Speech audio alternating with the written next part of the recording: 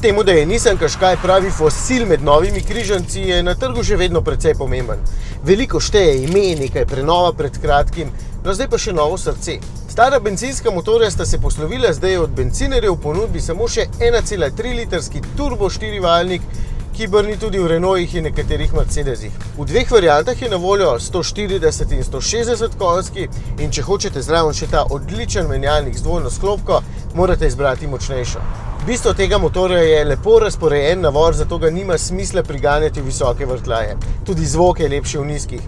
Vse to vas sili k bolj umirjeni vožnji, ker imate moč itak na voljo dovolj hitro in v nizki prestavi, to pa vpliva na porabo goriva.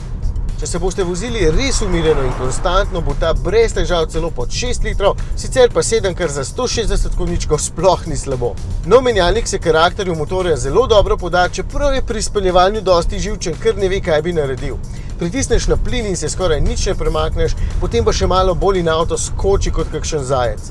Med vožnjo pa je zelo prijeten in z novim motorjem Qashqai deluje dovolj sveže, da ima v sebi vsaj še za kakšno leto ali pa 2 dinamita.